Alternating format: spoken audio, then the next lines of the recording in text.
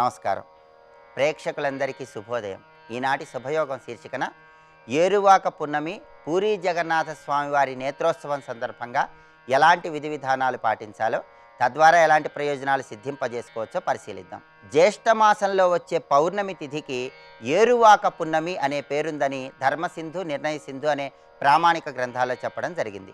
ఏరువాక పున్నమి సందర్భంగా మహిళామణులు ఎవరైనా సరే వట సావిత్రి వ్రతాన్ని ఆచరిస్తే విశేషమైనటువంటి శుభయోగం కలుగుతుంది. దీర్ఘ సుమంగళీతత్వాన్ని సిద్ధింపజేసుకోవటానికి, ఆయురారోగ్య అష్టైశ్వర్యాలతో విరాజిల్లటానికి మహిళామణులు ఈరోజు మర్రి చెట్టు దగ్గరకు వెళ్ళి ప్రత్యేకమైన విధి విధానాలతో మర్రి చెట్టును పూజించాలి. మహిళామణులు ఈరోజు మర్రి చెట్టును పూజించినట్లయితే సకల శుభాలు కలుగుతాయని స్కంద పురాణం, భవిష్యోత్తర పురాణాల్లో ప్రామాణికంగా చెప్పడం జరిగింది.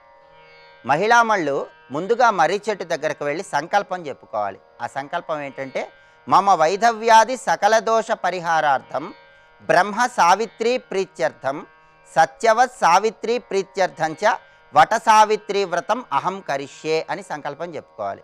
సంకల్పం చెప్పుకున్నాక మర్రి చెట్టు దగ్గర ఒక పాత్రలో నవధాన్యాలు పోసి ఉంచాలి. ఆ నవధాన్యాల మీద 2 నూతన వస్త్రాలను ఉంచాలి. ఆ తర్వాత కొద్దిగా గంధము, కొద్దిగా పసుపు, కుంకుమ, అక్షింతలు తీసుకొని నమో వైవస్వతాయ అని జపిస్తూ మర్రి చెట్టు దగ్గర వేయాలి. ఆ తర్వాత మర్రి చెట్టు మొదట్లో నీళ్లు పోస్తూ ఒక శ్లోకం చదువుకోవాలని స్కంద భవిష్యోత్తర పురాణాల్లో ప్రామాణికంగా చెప్పారు. ఆ శ్లోకం ఏంటంటే, అవైధవ్యంచ సౌభాగ్యం దేహిత్వం మమ సువ్రతే పుత్రాన్ పౌత్రాంచ సౌఖ్యంచ గృహాణార్ఘ్యం నమోస్తుతే. ఈ శ్లోకం చదువుతూ మర్రి చెట్టు దగ్గర నీళ్లు పోయాలి, మర్రి చెట్టుకు అర్ఘ్యం ఇవ్వాలి. ఈ శ్లోకంలో ఉన్న అర్థం ఏంటంటే, అవైధవ్యంచ సౌభాగ్యం దేహిత్వం, దీర్ఘ సుమంగళీతత్వాన్ని సిద్ధింపజేసుకోవటానికి, పుత్రాన్ పౌత్రాంచ సౌఖ్యంచ, పుత్ర పౌత్రాభివృద్ధికి, సకల సుఖాలకు అర్ఘ్యమిస్తున్నాను అని చెప్పడమే ఈ శ్లోకంలో ఉన్న అర్థం. ఈ శ్లోకం చదువుతూ మర్రి చెట్టు దగ్గర నీళ్లు పోసిన తర్వాత ఒక ఎరుపు రంగు దారము, ఒక పసుపు రంగు దారము తీసుకొని మర్రి చెట్టుకు కట్టాలి. కట్టిన తర్వాత మర్రి చెట్టు చుట్టూ ప్రదక్షిణలు చేస్తూ ఓం వట సావిత్ర్యై నమః అని జపించుకోవాలి. ఈ మంత్రం జపించుకుంటూ మర్రి చెట్టు చుట్టూ ప్రదక్షిణలు చేయాలి. ఇలా చేస్తే వట సావిత్రి వ్రతం పూర్తవుతుంది. అలా పూర్తయిన తర్వాత మర్రి చెట్టుకు హారతిచ్చి 5 ముత్తైదువులకు తాంబూల వాయనం ఇవ్వాలి. అదేవిధంగా ఈరోజుకి ఇంకొక ప్రత్యేకత ఉంది. పూరీ జగన్నాథ స్వామివారి నేత్రోత్సవం. పూరీ జగన్నాథ స్వామివారి నేత్రోత్సవం సందర్భంగా పూరీ క్షేత్రంలో దారువు, కర్రతో తయారు చేయబడినటువంటి జగన్నాథుడు, బలభద్రుడు, సుభద్ర ఈ 3 విగ్రహాలను ఆలయ ప్రాంగణంలోకి తీసుకొని వచ్చి 108 కలశాలలోకి అక్కడ ఆలయ ప్రాంగణంలో ఉన్న బావిలోని నీళ్లు తీసుకొని ఆ నీళ్లతో అభిషేకం చేస్తారు. దీన్నే పూరీ జగన్నాథ స్వామివారి నేత్రోత్సవం లేదా స్నానోత్సవం అనే పేరుతో పిలుస్తారు. ఈ ఉత్సవం జరిగిన తర్వాత ఈ 3 దేవతామూర్తుల విగ్రహాలను అనసోరు అనే చీకటి గదిలోకి తీసుకుని వెళ్ళి అమావాస్య వరకు అక్కడే ఉంచి ప్రత్యేకమైనటువంటి లేపనాలు పూస్తూ ఉంటారు. పూరీ జగన్నాథ స్వామివారి నేత్రోత్సవం, స్నానోత్సవం సందర్భంగా స్వామివారిని మనసులో స్మరించుకున్నా కూడా విశేషమైనటువంటి శుభ ఫలితాలను సిద్ధింపజేసుకోవచ్చు. రేపటి శుభయోగం శీర్షికన శుక్రవారం సందర్భంగా ఉప్పు దీపం వెలిగించేటప్పుడు మహిళామణులు ముఖ్యంగా పాటించాల్సిన నియమాలు ఏంటో పరిశీలిద్దాం. నమస్కారం.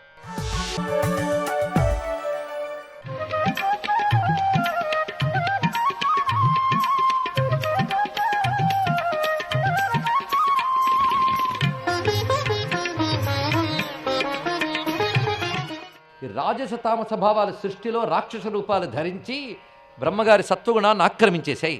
అప్పుడు మళ్ళీ నారాయణుడు హయగ్రీవావతారం ఎత్తి ఈ రాజస తామస గుణాన్ని పోగొట్టాడు.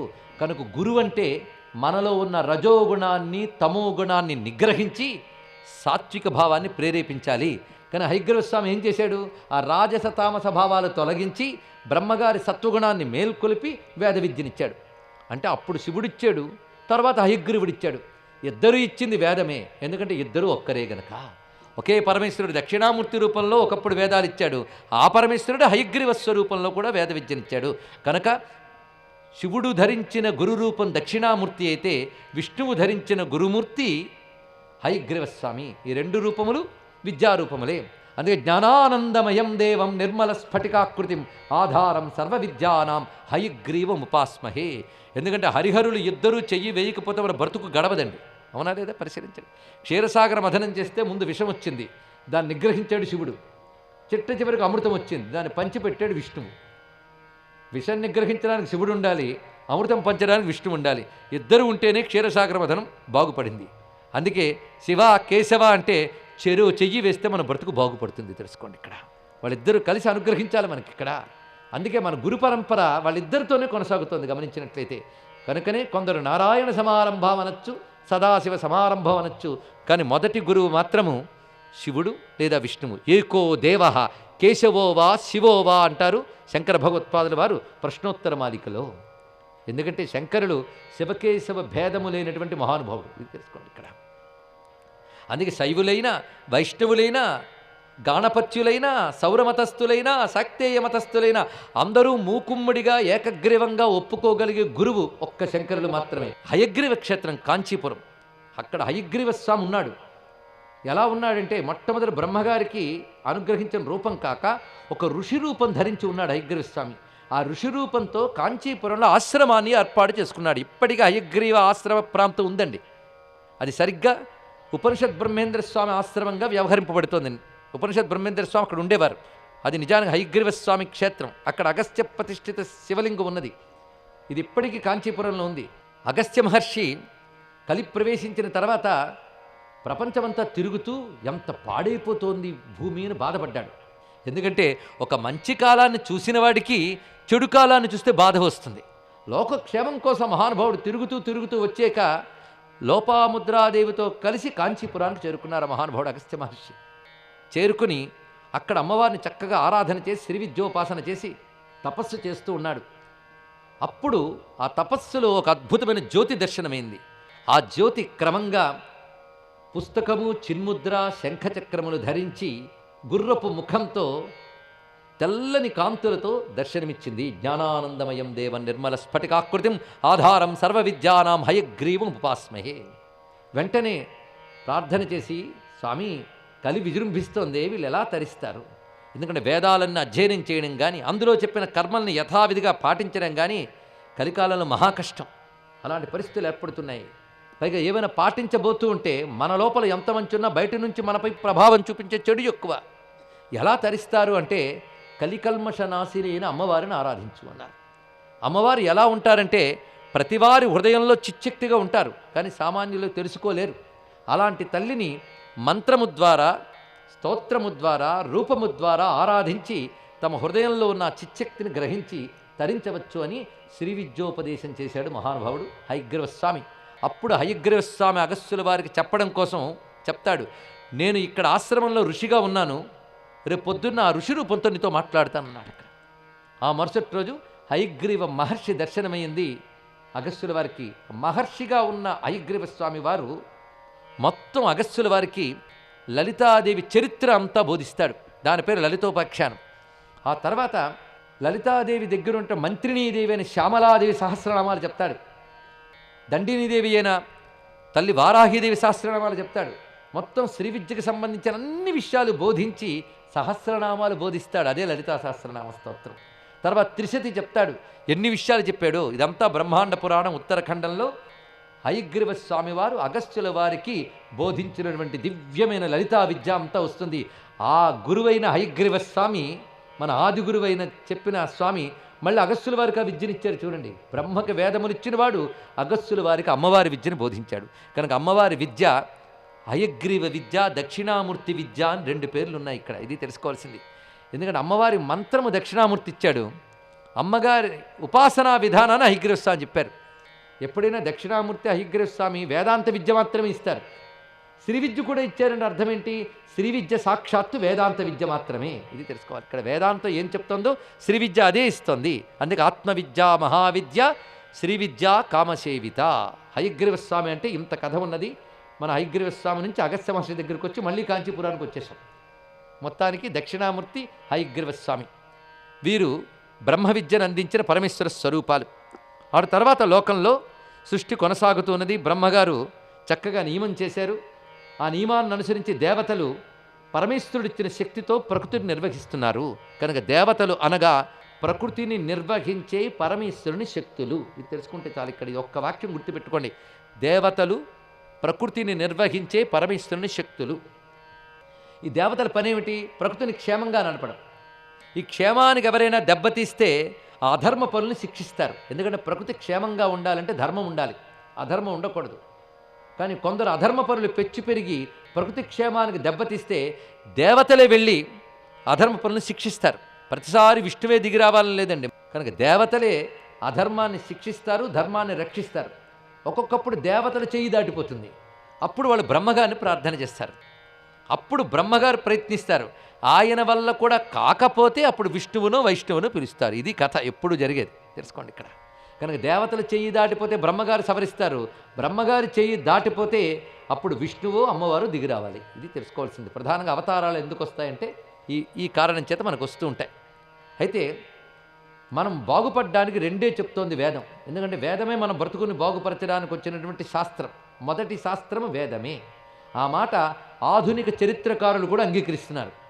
మొత్తం భూమి మీద మానవుడి మొదటి సాహిత్యం ఋగ్వేదం. అంటే వేదమే మొదటి సాహిత్యం, మొదటి శాస్త్రం. ఆ శాస్త్రాన్ని సాక్షాత్ పరమేశ్వరుడే అందించాడు బ్రహ్మగారికి. అందుకే వేదములు ఎవరు రాయలేదు, పరమేశ్వరుడి శబ్దరూపమే వేదము. ఆ వేదములో చెప్పింది మనకు అర్థమవడానికై పురాణములు ఏర్పడ్డాయి. ఆ పురాణాల్లో వేదాల్లో ఉన్నది సమన్వయించి చెప్పడానికై ధర్మశాస్త్రాలు ఏర్పడ్డాయి. ఆ ధర్మశాస్త్రాలు, పురాణాలు, వేదము చెప్తున్న భగవంతుణ్ణి ఎలా ఉపాసించాలో చెప్పడానికి మంత్రశాస్త్రాలు ఏర్పడ్డాయి. ఆ మంత్రము ద్వారా పొందవలసిన వేదాంతాన్ని చెప్పడానికై ఉపనిషత్తులు, బ్రహ్మ విద్య ఏర్పడింది. ఈ విధంగా మొత్తం వేదము, పురాణము, మంత్రశాస్త్రము, ఇతిహాసము, ధర్మశాస్త్రాలు, ఈ శాస్త్రాలన్నీ బ్రహ్మగారి ద్వారా ఏర్పడ్డాయి. ఆ బ్రహ్మగారి ద్వారా ఈ శాస్త్రజ్ఞానాన్ని పొందినవారు వశిష్ఠాది మహర్షులు. కనుక వారందరూ మనకు గురువులే. ఈ మహర్షులందరూ మనకు గురువులే. ఎందుకంటే ఒక వ్యక్తి ఇచ్చిన ఒక పుస్తకం మీద ఆధారపడ్డది కాదు హైందవ ధర్మం. అనేక మంది మహర్షులు తపస్సుతో బ్రహ్మగారి ద్వారా పొందిన వేద విజ్ఞానం, అది హిందూ ధర్మం. ఆ బ్రహ్మగారికి వేద విజ్ఞానం ఇచ్చినవాడు పరమేశ్వరుడు. కనుక పరమేశ్వరుడు తర్వాత బ్రహ్మగారు, బ్రహ్మగారి తర్వాత ఋషులందరినీ మనం నమస్కారం చేసుకోవాలి. ఈ ఋషులు ఇచ్చిన ఈ జ్ఞానం రెండు భాగాలుగా ఉంటుంది. ఒకటి ధర్మము, ఇంకొకటి బ్రహ్మజ్ఞానము. రెండు భాగాలు. ధర్మం అంటే మనం బ్రతకవలసిన తీరు, బ్రహ్మజ్ఞానం అంటే మనం పొందవలసిన ఈశ్వర జ్ఞానం. కనుక ధర్మబద్ధంగా నువ్వు బ్రతికి భగవంతుడంటే ఏంటో తెలుసుకో, ఆ భగవంతుడితో ఐక్యమవడానికి ప్రయత్నించు. ఆ భగవంతుని తత్వం చెప్పేది జ్ఞానము, భగవంతుని పొందే విధానం చెప్పేది ధర్మము. ఈ ధర్మము జ్ఞానము చెప్పడానికే వేదం వచ్చింది. ఇది చెప్తున్నారు ఇక్కడ. ఈ వేదాంతాలు అందుకు వచ్చాయి. అది ఋషులు మనకు అందించారు. చక్కగా లోకం నడుస్తున్నది. కానీ దుష్టశక్తులు విజృంభించి ఈ ధర్మము దెబ్బతిని జ్ఞానము మరుగైపోయాక అప్పుడు దేవతలు, బ్రహ్మదేవుడు సవరిస్తారు. వాళ్ళ చెయ్యి కూడా దాటిపోతే భగవంతుడు దిగివస్తాడు. అలా దిగివచ్చినవే అవతారములు. అలాగా జ్ఞానాన్ని నిలబెట్టడానికి నారాయణుడు దత్తాత్రేయ అవతారాన్ని ఎత్తాడు. కపిల మహర్షిగా అవతరించాడు. ఎన్నో రూపాలతో వచ్చాడు ఆయన. వృషభయోగీంద్రుడు, కపిల మహర్షి, దత్తాత్రేయ స్వామివారు, వీళ్ళందరూ హయగ్రీవుడు, ఇవన్నీ విష్ణువు ధరించిన గురు అవతారములు. ఇక ధర్మ ప్రతిష్టాపకంగా విష్ణువు ధరించిన అవతారము రామావతారం, కృష్ణావతారం, నృసింహావతారం. ఇవన్నీ కూడా ధర్మాన్ని ప్రతిష్ఠించడానికి వచ్చినటువంటి వారు. ఆ ధర్మాన్ని ప్రతిష్ఠించడానికి వచ్చినా ధర్మం బోధించారు, ధర్మం చేశారు అవతారాలు. చూడండి ఇక్కడ. అంటే అవి కూడా గురుమూర్తులే. రాముడు ఒక గురువు, కృష్ణుడు ఒక గురువు. మన గురు పరంపరలో గొప్ప గురువులు రాముడు, కృష్ణుడు. మర్చిపోవద్దు, గుర్తుపెట్టుకోండి ఇక్కడ. ఎందుకంటే రామచంద్రమూర్తి అవతరించి ధర్మాన్ని నిలబెట్టడమే కాదు, ధర్మం అంటే ఇది అని చేసి మనకు బోధించాడు. మధ్య మధ్యలో చెప్పి కూడా అనుగ్రహించాడు. కనుక రామాయణము రాముడు పాటించి మనకు బోధించిన జ్ఞానము గనక రాముడు మన గురువు. స్వస్తి.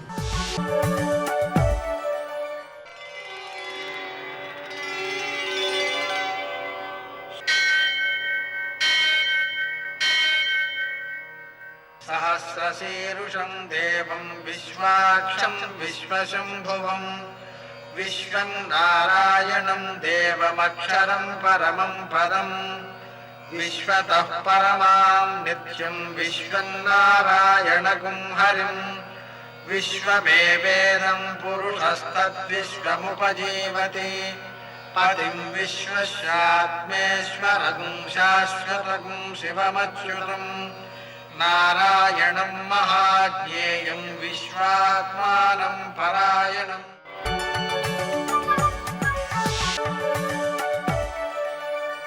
సూర్యశౌర్యమథేందురింద్రపదవీ సన్మంగళం మంగళం. నమస్తే భగవన్ దేవ దత్తాత్రేయ జగత్ప్రభో సర్వబాధా ప్రసూనం కురు శాంతిం ప్రయచ్చమే. నేటి కాలమాన విశేషాలను గమనిద్దాం. స్వస్తి శ్రీ చాంద్రమాన ప్లవనామ సంవత్సరం ఉత్తరాయణం గ్రీష్మ ఋతువు జ్యేష్ఠమాసం శుక్లపక్షం గురువారం. సూర్యోదయం 5:47 సూర్యాస్తమయం 6:50 తిథి పూర్ణిమ రాత్రి 12:10 వరకు. నక్షత్రం జ్యేష్ఠ ఉదయం 9:10 వరకు. వర్జం తెల్లవారుజామున 5:14 ప్రారంభం. దుర్ముహూర్తం ఉదయం 10:08 నుంచి 11 వరకు. మరల మధ్యాహ్నం 3:20 నుంచి 4:13 వరకు. అమృతకాలం రాత్రి 12:56 నుంచి 2:22 వరకు. రాహుకాలం గురువారం కాబట్టి మధ్యాహ్నం 1:30 నుంచి 3 గంటల వరకు. అష్టకవర్గ రీత్యా శుభప్రదమైన సమయం ఉదయం 7 గంటలకి. నేటి విశేషం గురువారం దత్తావధూత దత్తావతారం, భౌత్యక మన్వాది, వట సావిత్రీ వ్రతం, బిల్వ త్రిరాత్ర వ్రతం, తెలదానం, పూర్ణిమా హోమం, పూర్ణిమా పూజ. జ్యేష్ఠ పూర్ణిమ సందర్భంగా పూర్ణిమా హోమాన్ని, పూర్ణిమా పూజను కూడా నిర్వర్తించవచ్చు. అలాగే పూర్ణిమ నాడు ధ్యానం చేస్తుంటారు చాలామంది, అది కూడా చాలా ఉత్తమమైన ఫలితాలను అందజేస్తుంది. అలాగే తిలదానం చేయడం చాలా మంచిది. బిల్వ త్రిరాత్ర వ్రతం ఈరోజు ప్రారంభించి 3 రోజుల పాటు బిల్వములతో అర్చన చేస్తూ వాటిని ప్రసాదంగా స్వీకరించడం మంచిది. అదేవిధంగా వట సావిత్రి వ్రతం ఆచరించడం ద్వారా మనం సౌభాగ్యాన్ని పెంచుకునేటువంటి అవకాశం ఏర్పడుతుంది. అలాగే భౌత్యక మన్వాది కాబట్టి పితృదేవతారాధన ఉత్తమ ఫలితాలను అందజేస్తుంది. దత్తావధూత దత్తావతారం కాబట్టి మనం ఆ స్వామివారిని అలాగే అనఘాదేవిని అర్చించుకోవడం ద్వారా ఆర్థికపరమైనటువంటి ప్రయోజనాలతో పాటుగా వాటిని సద్వినియోగం చేసేటువంటి బుద్ధి కుశలత ఏర్పడుతుంది. అదేవిధంగా ఈరోజు ఉండేటువంటి పద్మక యోగం ద్వారా నదీ స్నానం చేయడం ద్వారాను, అలాగే దానాలు చేయడం ద్వారాను, పితృదేవతారాధన చేయడం ద్వారాను విశేషమైన సత్ఫలితాలు సిద్ధిస్తాయి. అక్షయ ఫలితం సిద్ధిస్తుంది. నేటి ఆణిముత్యాలు.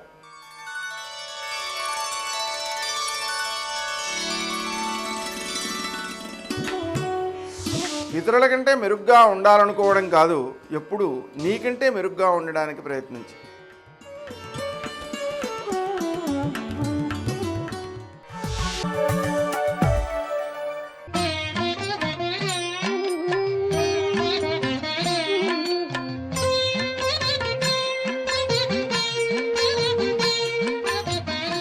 ఓం నమో నారాయణాయ, ఓం నమః శివాయ, శ్రీమాత్రే నమః.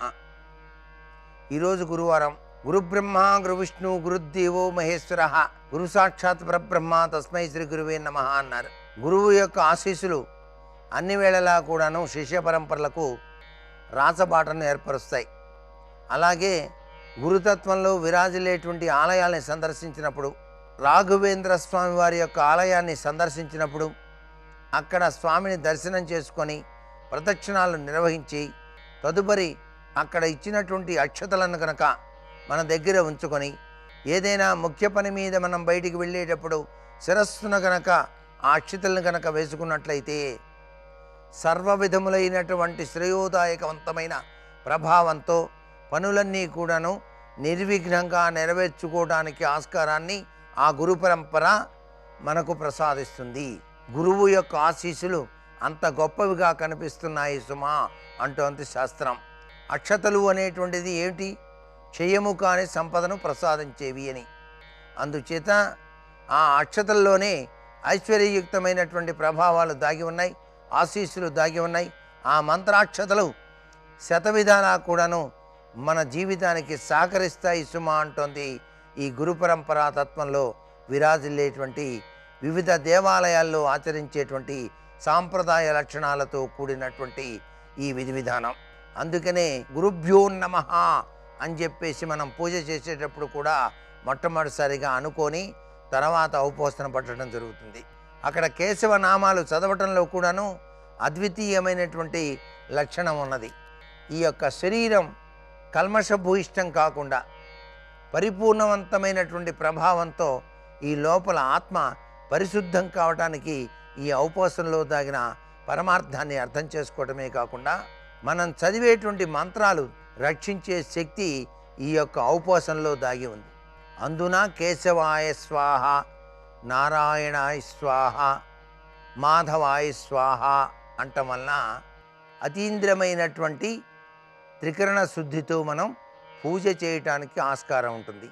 ఇంత గొప్ప వివరణ మనం ఆచరించేటువంటి విధి విధానాల్లో దాగినట్టుగా మన సాంప్రదాయ లక్షణాలు తెలియజేస్తున్నాయి. సర్వే జనా సుఖినో భవంతు.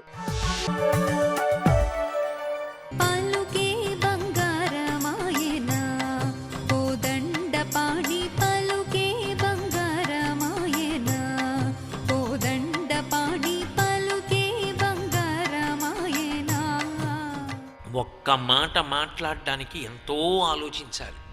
ప్రాతస్మరణీయులు కంచికామకోటి పీఠాధిపత్యం వహించిన నడిచే దేవుడనిక పేర్గాంచినటువంటి మహాపురుషులు చంద్రశేఖరేంద్ర సరస్వతి మహాస్వామి వారి దగ్గరికి వెళ్ళి ఎవరైనా ఒక్క ప్రశ్న వేస్తే వారు వెంటనే జవాబు చెప్పేవారు కాదు. కన్నులు మూసుకొని ఒక్క 2 నిమిషాలు ఆగి జవాబు చెప్పేవారు. ఒక జవాబు చెప్పేటప్పుడు నేను పీఠాధిపత్యంలో ఉన్నాను, నేను ఏ మాట చెప్పానో దాన్ని లోకం అనువర్తిస్తుంది. నేను మాట మాట్లాడేటప్పుడు అంత జాగ్రత్తగా మాట్లాడాలని అంత ఆచితూచి మాట్లాడేవారు ఆయన. మాట యొక్క శక్తి అంత వైభవోపేతంగా ఉంటుంది. సీతారామ లక్ష్మణులు అరణ్యవాసానికి వెళ్ళిపోయారు. 14 సంవత్సరాలు పూర్తయిపోతాయి, వెనక్కి తిరిగి వచ్చేస్తారు. ఏ అరణ్యానికి వెళ్ళినా పక్కన సీతమ్మ ఉన్న కారణం చేత శాంతి స్థానము, ప్రియపత్ని, మనసెరిగిన ఇల్లాలు, మనసెరిగిన భర్త అయిన కారణం చేత సేవించడం తప్ప వేరొకటి ఎరగనటువంటి మహాపురుషుడు లక్ష్మణస్వామి. అటువంటి లక్ష్మణస్వామి ఉన్న కారణం చేత శ్రీరామాయణం చక్కగా నడిచిపోతోంది. ఒక చోట ఒక మాట చెప్తారు, బహుశా రామాయణంలో ఒక శ్లోకాన్ని ఆధారం చేసుకుని చెప్పారు. అది రాముడు ముందు నడుస్తున్నాడు, మధ్యలో సీతమ్మ నడుస్తోంది, వెనక లక్ష్మణస్వామి నడుస్తున్నాడు. అగ్రత ప్రయయౌ రామ మధ్యే సీతా సుమధ్యమ పృష్ఠతస్తు ధనుష్పాణి లక్ష్మణో అనుజకామ. పెడుతుంటే ఒక పెద్ద చెట్టు కనపడింది. ఆ చెట్టు నిండా ఒక తీగ అల్లుకుంది. ఆ తీగ పెద్ద పెద్ద పువ్వులు పూసింది. రాముడు ఆగి సీతమ్మ వంక చూసి అన్నాడు, సీత, చెట్టుకి చెట్టుగా అందం లేదు, అంత పెద్ద చెట్టు అయినా దానికి అందం ఎక్కడిది? ఆ తీగ అల్లుకుని పువ్వులు పూసింది చూసావా? పరాశర భట్టర్లు అంటారు, అనుకలతను కాండాలింగనారంభ శుంభత్ ప్రతిదిశ భుజశాఖా శ్రీ సఖానూకహర్తి స్థననయన గుళుచ్చ స్పార పుష్పద్దిరీఫ రజితుమయి లక్ష్మీ కల్పవల్లీ కటాక్షాన్ అంటారు. శంకర భగవత్పాదులు కూడా శివానంద లహరిలో ఇదే భావాన్ని వ్యక్తం చేస్తారు. సంధ్యారంభ విజృంభితం శృతిశిరస్థానాంతరాధిష్ఠితం సప్రేమ భ్రమరాభిరామమసకృత్సద్వాసనాశోభితం భోగీంద్రాభరణం సమస్త సుమన పూజ్యం గుణావిష్కృతం సేవే శ్రీగిరి మల్లికార్జున మహాలింగం శివాలింగితం అంటారు. ఆ పార్వతీదేవి చేత కౌగలింపబడిన శివస్వరూపం అంటారు. అలాగే అంటారు ఆ పరాశర భట్టర్లు. అలా రాముడు చెట్టుని చూపించి, చెట్టుకి చెట్టుగా అందం ఎక్కడుంది సీత? ఆ తీగ అల్లుకుని అన్ని పువ్వులు పూసింది కాబట్టి చెట్టుకు అందం వచ్చిందన్నాడు. సీతమ్మకు అర్థమైంది, చెట్టుని పురుషుడితో పోలుస్తారు, తీగని స్త్రీతో పోలుస్తారు. నాకుగా సంతోషం ఎక్కడిది, నాకుగా పూర్ణత్వం ఎక్కడిది? నీలాంటి భార్య దొరికి అల్లుకుంది కాబట్టి నాకింత పేరు వచ్చిందని రాముడు అన్నాడు. సీతమ్మంది, కాదు మహాప్రభో, అసలు ఆ తీగ ఎంత నాజూకుదైనా, ఆ తీగ ఎంత పెద్ద పువ్వులు పూసినా, పువ్వుల్లోంచి ఎంత సౌరభం వచ్చినా, అంత పెద్ద చెట్టు తీగకి ఆశ్రయంగా దొరకకపోతే నేల మీద పడితే పశువులు తినేసేవి, మనుషులు తొక్కేసేవారు. అంత పెద్ద చెట్టు దొరికింది కాబట్టి తీగకి ఆశ్రయం దొరికింది. చెట్టు వలన తీగకి అందం కానీ తీగ వలన చెట్టుకు అందం కాదండి. అంటే రామా, మీ వలన నాకు గొప్పతనం వచ్చింది కానీ నా వలన మీకు గొప్పతనం కాదని సీతమ్మ హృదయం. ఇద్దరూ కలిసి లక్ష్మణస్వామిని అడిగారు, లక్ష్మణ, నువ్వు చెప్పు, తీగ వల్ల చెట్టుకు అందం వచ్చిందా, చెట్టు వల్ల తీగకు అందం వచ్చిందా అన్నారు. లక్ష్మణుడికి అర్థమైంది, అన్నయ్య వల్ల వదినిక, వదిన వల్ల అన్నయ్యక అని అడుగుతున్నారని. ఆయన అన్నాడు, చెట్టు వల్ల తీగకో, తీగ వల్ల చెట్టుకో నాకు తెలియదు కానీ అంత పెద్ద పెద్ద పువ్వులు పూసినటువంటి తీగ అంత పెద్ద చెట్టు నల్లుకుంటే అన్ని పువ్వులతో ఉన్న ఆ చెట్టు కింద కూర్చుని సేద తీరగలిగిన నాలాంటి బాటసారి అదృష్టవంతుడు. ఓ అన్నయ్య, వదిన, మీలాంటి మహాపురుషులకి నేను తమ్ముణ్ణవడం, మిమ్మల్ని అనువర్తించడం, మీ పాదఛాయలో ఉండడం నా అదృష్టం అని లక్ష్మణస్వామి అన్నాడు. కాబట్టి వాళ్ళు అరణ్యంలో ఉన్నా ఎంతో సంతోషంగా కాలం గడిచిపోతోంది. మనసెరిగిన భార్యాభర్తలైనటువంటి చోట ఎంత శాంతిగా, ఎంత సంతోషంగా ఉంటుందో. కాబట్టి ఆనందంగా రోజులు గడిచిపోతున్నాయి. ఖరదూషణాది రాక్షసులు వచ్చారు. 14,000 మంది రాక్షసులు ఒక పక్క, రామచంద్ర ప్రభు ఒక్కడు ఒక పక్క. శ్రీరామాయణంలో ఆ సందర్భంలోనే ఒక అద్భుతం జరిగింది. 1 గంట 12 నిమిషములలో రామచంద్రమూర్తి 14,000 మంది రాక్షసుల్ని తెగటార్చాడు. ఆ తెగటార్చినప్పుడు ఆయన ఎడం చేత్తో ధనస్సు పట్టుకుంటే కుడి చేతిని అక్షయ బాణతూణీరంలోంచి బాణం తీసి సంధించి విడిచిపెట్టేవాడు. అసలు ఈ చెయ్యి ఎప్పుడు వెళ్ళిందో, ఎప్పుడు తీశాడో, ఎప్పుడు వింటినారికి తొడిగాడో, ఎప్పుడు విడిచిపెట్టాడో కనపడేది కాదు. బాణములు ఒకటే కనపడేవి, తలలు తెగిపోవడం ఒకటే కనపడేది. అసలు ధనస్సు ఎప్పుడు తిప్పాడో, ఎప్పుడు గురిపెట్టాడో, ఎప్పుడు కొట్టాడో ఎవరికీ తెలియదు. గుమ్మడికాయలు దొల్లిపోయినట్టు తలలు దొల్లిపోతున్నాయి. ఇది చూస్తున్న వ్యక్తి శూర్పణఖ. ఇప్పుడు ఆమెకి మరింత ఆకర్షణీయంగా అనిపించింది ఏమిటంటే రాముని యొక్క బాణ ప్రయోగ నైపుణ్యం. అసలు ఇంత గొప్పగా ఎలా ప్రయోగిస్తున్నాడు అని. అందున మా స్వామి ఆజానుబాహుమరవింద దళాయతాక్షం రామం నిశాచర వినాశకరం నమామి. పెద్ద పెద్ద చేతులతో పుంసామోహన రూపాయ పుణ్యశ్లోకాయ మంగళం. ఆయన యొక్క ఆ భుజములు కదులుతూ ఉండడం చూసింది. అసలు ఆ యుద్ధం చేసినప్పుడు ఆయన భుజములు కదిలితే ఉంటుంది అందం. అసలు ఏనుగు తొండములు ఎలా ఉంటాయో అలా ఉంటాయి ఆయన భుజాలు. ఆ భుజాలు చూసి హనుమ అంతటి వారు కీర్తించకుండా ఉండలేకపోయారు. అసలు ఆ భుజాలు చూసి వ్యామోహపడ్డారు. అంత అందమైన భుజాలు స్వామివి. అది గోపరాజు గారు కూడా ధ్యానంలో చూసి కీర్తించకుండా ఉండలేకపోయాడు. బండన భీముడత్తజన బాంధవుడు జ్వల బాణతూణ కోదండ కళా ప్రచండ భుజతాండవ కీర్తికి రామమూర్తికిన్ రెండవ సాటి దైవిమికలీడనుచున్ గడకట్టి భేరి కాడాండ డడాండ డాండ నిడదంబుల జాండము నిండ మత్త వేదండము నిక్కి చాటెదను దశరథి కరుణాపయోనిధి అంటాడు. నా స్వామి భుజములు తాండవం చేస్తాయి యుద్ధం వస్తే అంటాడు. కాబట్టి చూసింది శూర్పణఖ. నేను రాముని మనసులో స్థానం పొందలేకపోవడానికి కారణం రాముని మనసులో సీత నిండిపోవడం. కాబట్టి సీతారాములు కలిసి ఉండి సంతోషంగా బతకడానికి వీల్లేదు. ఏ రాముడు నాకు దక్కలేదో దాని వలన నేను బాధపడుతున్నానో అలా సీతమ్మ రావణుడికి చిక్కాలి. చిక్కి ఆ సీతమ్మ వేరైపోయి రాముడు ఏడవాలి అని నిర్ణయం చేసుకుంది. రావణాసురుడి దగ్గరికి వెళ్ళింది. ముందు నింద చేసింది. నింద చేసి ఖరదూషణాదుల మరణవార్త చెప్పింది. ఆశ్చర్యపోయిన రావణాసురుడు, ఇంత విలపిస్తున్నావు కదా, ఎవరు చంపారని అడిగాడు. ఆమె ముందు రాముని యొక్క శౌర్యాన్ని చెప్పింది.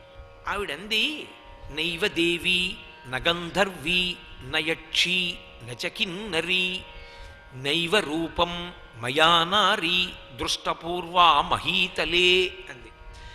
నేను రాముడి భార్యని చూశాను. నచాకులీనా నచహీన రూపా న దక్షిణా నానుపచారయుక్త భార్యాభవస్యచ్చ నహీన సత్వా నచాపి కాంతస్య నకామనీయ అంటారు మహర్షి. అంత అందగత్తె సీతమ్మ. అంత అందగత్తె అయినటువంటి సీతమ్మని తీసుకొద్దాం అనుకున్నాను. వనచరుడు ఒక సామాన్య మానవుడు రాముడికి ఇల్లాలిగా ఉండడం ఏమిటి, నాన్నకి ఇల్లాలిగా ఉండాలనుకున్నాను. కానీ ఏం జరిగిందో తెలుసా? మహాదుర్మార్గుడైనటువంటి లక్ష్మణుడు నన్ను వికృతంగా తయారు చేశాడు. నేను సీతమ్మని తీసుకొస్తుంటే నేను నీకు ఉపకారం చేయబోయి ఇలా అయిపోయాను. ఇప్పటికైనా నువ్వు మేల్కొని ఆ రాముడికి అపకారం చెయ్యొద్దా? సీతమ్మని ఎత్తుకు రావద్దా? నేను చూసి సంతోషించద్దా? ఆ సీతమ్మ నీది కావాలని కదూ ప్రయత్నం చేసి ముక్కు చెవులు పోగొట్టుకున్నాను, నువ్వు జోక్యం చేసుకుని తెచ్చుకోవా అని అడిగింది. అంతే, వాడి మనస్సు మారింది. ఆ మనసు సీతమ్మ మీద లగ్నమైంది. సీతాపహరణానికి ముహూర్తం నిర్ణయమైంది. ఎవరి వలన? నిజంగా రావణుడికి సీతాపహరణం చేద్దామన్న ఉద్దేశం శ్రీరామాయణంలో లేదు. ఆ ఉద్దేశ్యం రావణుడికి కలిగేటట్టుగా మాట చేత ప్రవర్తించినది శూర్పణఖ. శూర్పణఖ మాటల వలన రావణాసుని మనస్సులో ఆ బీజం పడింది. ఎటువంటి వాడి మనసైనా మారుతుంది ఆ మాట మార్చి మాట్లాడడం అనే నైపుణ్యం ఉంటే. అందుకే మాట ధర్మాన్ని నిలబెట్టడానికి పనికి రావాలి తప్ప మాట అవతల వారిని పాడు చేయడానికి మాట్లాడకూడదు. మాట ఆకర్షణీయంగా ఉండడం గొప్ప కాదు, మాట ఉద్ధారకంగా ఉండడం గొప్ప. అవతల వారిని ఉద్ధరించేటటువంటి మాట చెప్పగలిగినదై ఉండాలి. అందుకే శంకర భగవత్పాదులు సౌందర్యలహరి చేస్తూ శరజ్యోత్స్నా శుద్ధాం శశియుత జటాజూట మకుటాం వరత్రాసత్రాణ స్ఫటిక గుటికా పుస్తకరాం సకృన్నత్వా నత్వా కథమివ సతాం సన్నిధదతే మధుక్షీరద్రాక్షా మధురి మధురీణా ఫణితయ అంటారు. సకృన్నత్వా నత్వా, మంచి హృదయము కలిగిన వాడు ఒక్కసారి నీకు నమస్కరిస్తే తేనె, పాలు, ద్రాక్ష పళ్ళు ఎలా ఉంటాయో అంటే జీర్ణశక్తిని తేలికగా పొంది అవి జీర్ణమై మనిషికి శక్తినిస్తాయి. అలా అవతల వారిని ఉద్ధరించగలిగినటువంటి మాటలు మాట్లాడగలిగినటువంటి నైపుణ్యము, మంచి హృదయము కలిగిన వాడు ఒక్కసారి నమస్కరించినా తల్లి శారదా నువ్వు కటాక్షిస్తావమ్మా అన్నారు. మాట అవతల వారిని ఉద్ధరించడానికి, మంచికి పనికి రావాలి. అవతల వారి దుఃఖాన్ని తొలగించడానికి పనికి రావాలి. రెచ్చగొట్టి అశాంతి కల్పించడానికి పనికి రాకూడదు. శూర్పణక మాట తీరు మీరు చూస్తే తళుక్కున మెరిసింది ఒక్కసారి శ్రీరామాయణ అరణ్యకాండలో. ఒక్కసారి శూర్పణక మాట్లాడిన మాటల యొక్క ప్రభావం ఎంత దూరం వెళ్ళిపోయిందంటే లంకా పట్టణం అంతా నశించిపోయింది. పుత్రమిత్ర కళత్రాదులతో నేల కొరిగిపోయాడు. లంక కాలిపోయింది. సీతమ్మ తల్లి దాదాపు 1 సంవత్సరం పాటు కంటి వెంట బాష్పధార కారుస్తూనే ఉంది. అంతటి ధర్మాత్ముడైన రామచంద్రమూర్తి పర్వత గుహలో పడుకుని బాధపడుతూనే ఉన్నాడు, కళ్ళ నీరు కారుస్తూనే ఉన్నాడు. లక్ష్మణస్వామి తల్లదిల్లిపోయాడు. అంత పెద్ద మహాయుద్ధం జరిగింది. సముద్రానికి సేతువు కట్టవలసి వచ్చింది. ఇంత జరగడానికి కారణం, ఇంతటి మహావృక్షం పెరగడానికి కారణం కేవలం శూర్పణక మాటల యందు నిక్షిప్తమయ్యింది. బీజస్యంతరివంకురో జగదిదం ప్రాంగ్ నిర్వికల్పం పునః మాయా కల్పిత దేశకాల కలన వైచిత్ర చిత్రీకృతం అంటారు శంకరాచార్యుల వారు. అలా ఒక బీజమునందు వృక్షము దాగి ఉన్నట్టు శూర్పణక మాటల వలన అంత ప్రమాదం సంభవించింది రామాయణంలో. మాట ఎంత ప్రమాదకరంగా ఉంటుందో మనకు అర్థమవుతుంది. బయలుదేరాడు రావణాసురుడు, సీతాపహరణం చెయ్యాలని నిర్ణయించాడు. సీతాపహరణం చెయ్యడానికి తాను రాముని ఎదుర్కొనలేనని, రామలక్ష్మణుల ముందు తాను నిలబడలేనని రావణునికి తెలుసు. అందుకని వాళ్ళని మాయపుచ్చడం కోసమని మారీచుడిని ఆశ్రయించాడు. మారీచుడి దగ్గరికి వెళ్ళి ఉన్న విషయాన్ని మార్చి ప్రతిపాదన చేశాడు. రాముడు మహాపాపాత్ముడు, చెయ్యకూడని దుండగములు చేశాడు, తండ్రి రాజ్యము నుంచి వెళ్ళగొట్టాడు, అరణ్యానికి వచ్చిన రక్త పిపాస తీరలేదు, ఏ పాపం చెయ్యని ఖరదూషణాదుల్ని 14,000 మందిని చంపాడు. ఇన్ని మాటలు చెప్పాడు. కానీ రావణుని కన్నా ముందు పరిచయం రాముడు మారీచుడికి. సర్వం శ్రీ ఉమామహేశ్వర పరబ్రహ్మార్పణమస్తు. స్వస్తి.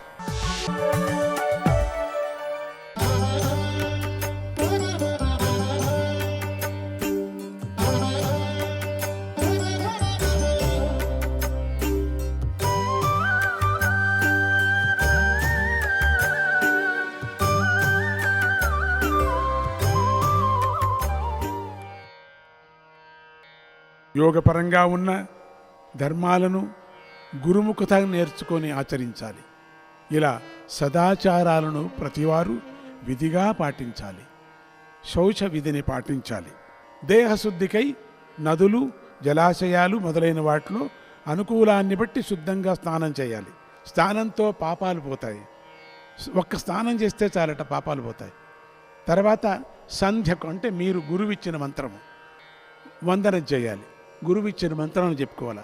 దేవతలకు, ఋషులకు, పితృదేవతలకు నమస్కారం చేయాలి. ఒక్క నమస్కారం చేస్తే ఏం గంటుపోతుంది మనకు? తూర్పు దిక్కు వెళ్ళటం ఇట్లా చేస్తే చాలు. ఏమైంది దీనికి? అట్లంతా అయిపోయాయి. తర్పణాలు విడాలి. యథావిధిగా భస్మాన్ని కానీ గోపీ చందనాన్ని కానీ ధరించాలి. అది నిజమే, ప్రతి ఒక్కరూ రుద్రాక్షలను ధరించాలి. సదాచారంలో ప్రధానమైనది దేహశుద్ధి. అందుచేత ప్రతివారు శుచిగా ఉండాలి, నిష్టగా ఉండాలి. ఆ నిష్ట, శుచి అంటే నాకు చాలా ఇష్టం. వాళ్ళే దేవతల్లాగా చూస్తాను నేను. ఎంత ఇష్టమో పిల్లల్ని శుద్ధంగా తీసుకొని పౌడర్ వేసి ఆ పిల్లల్ని తీసుకొచ్చి దగ్గర నిల్చుంటే ఆ పిల్లను ఎత్తుకోవాలా అనిపిస్తుంది నాకు. శుచిగా ఉండాలి, నిష్టగా ఉండాలి, సత్యాన్నే పలకాలి అన్నాడు నారాయణ మహర్షి. నారాయణ మహర్షి చెప్తూ ఉన్నప్పుడు నారద మహర్షికి అనిపించింది, రుద్రాక్షి ఎందుకు వచ్చింది మధ్యలో ఇది? రుద్రాక్ష మహిమ చెప్పు అని ప్రార్థించాడు. మధ్యలో ఆ రుద్రాక్ష మహిమను చెప్పమని నారాయణ మహర్షి ఇలా చెప్పాడు నారదుడికి. గాయత్ర్యాస్తు పరం నాస్తి, గాయత్ర్యాస్తు పరం నాస్తి, గాయత్ర్యాస్తు పరం నాస్తి, ఇహలోకే పరత్ర చ, ఇహలోకే పరత్ర చ.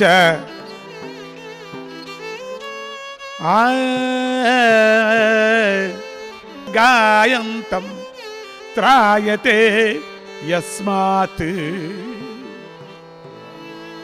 గాయంతం త్రాయతే యస్మాత్,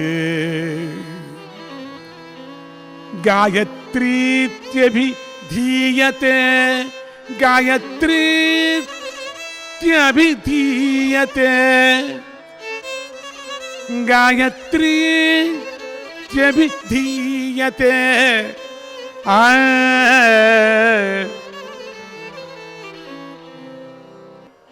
ఇహలోకంలోనూ పరలోకంలోనూ గాయత్రీదేవి కన్నా మించినది ఏదీ లేదు. గాయత్రి మంత్రాన్ని ఎవరు చేసి వస్తున్నారో వాళ్ళని చూస్తే చాలు, వాళ్ళ అంత భాగ్యం కలుగుతుందట. ఇక వాళ్ళ పాదం ముట్టి నమస్కారం చేసుకుంటే చాలు. అమ్మవారిని తనను గానం చేసేవాడిని కాపాడేది కనుక ఆ తల్లి గాయత్రి.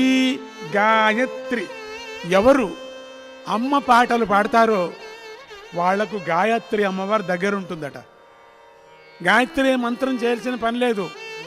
అమ్మ పాటలు గాయత్రి గాయనం చేసేటువంటి వాళ్ళు, సంగీతం నేర్చుకునే వాళ్ళు, భజనలు కీర్తన పాడే వాళ్లకు గాయత్రీదేవి పక్కలో కూర్చుంటుందట.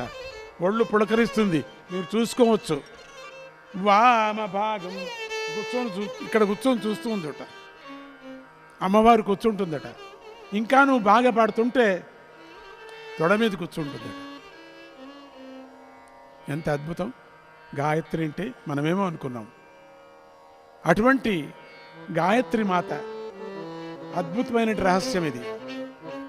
నమామి వేద మాతరం భజామి చిత్సుకం పరం, నమామి వేద మాతరం సుఖం పరం, నమామి వేద మాతరం భజామి చిత్సుకం పరం, నమామి వేద మాతరం భజామి చిత్సుకం పరం, నమామి వేద మాతరం భజామి చిత్సుకం పరం, నమామి వేద మాతరం భజామి చిత్సుకం పరం.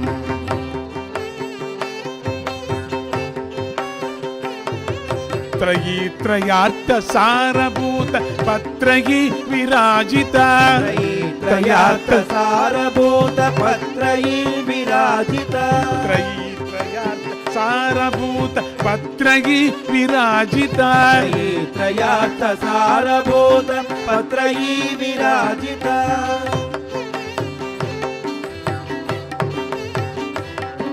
పవిత్ర ధీ ప్రచోదనే సత్ప్రభావ భాసురా, పవిత్ర ధీ ప్రచోదనే సత్ప్రభావ భాసురా.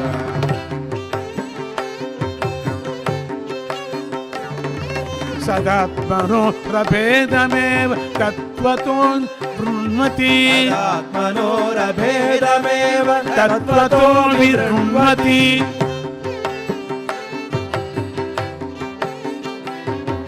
మనుర్విగాయత్రిక యదాత్మికైవ తాం శివాం, మనుర్విగాయత్రిక యదాత్మికైవ తాం శివాం వివేద మాతరం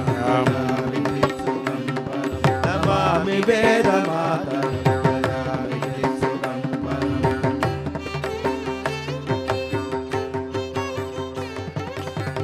పంచశీర్ష భాసుర సర్వతో ముఖ పరా పంచశీర్ష భాసుర సర్వతో ముఖ పర పంచయుగ్మ బాహుక ధృత్ప్రతాయ రాజిక పంచయుగ్మ బాహుక ధృత్రయీ విరాజిత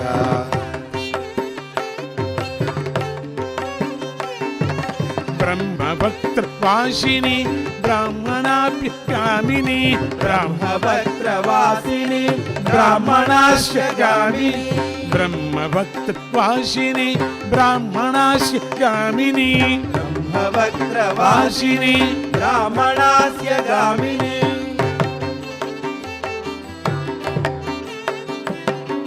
సచిదానంద వినుతగా ఇత్రికా చైవతాం సచిదానంద వినుతగా యత్రికా చైవతాం సచిదానంద వినుతగా ఇత్రికా చైవతాం సచిదానంద వినుతగా యత్రికా చైవతాం నమామి వేదమాతరం భజామి చిచ్చుకం పరం నమామి వేదమాతరం భజామి చిచ్చుకం పరం భజామి చిచ్చుకం పరం చిచ్చుకం పరం.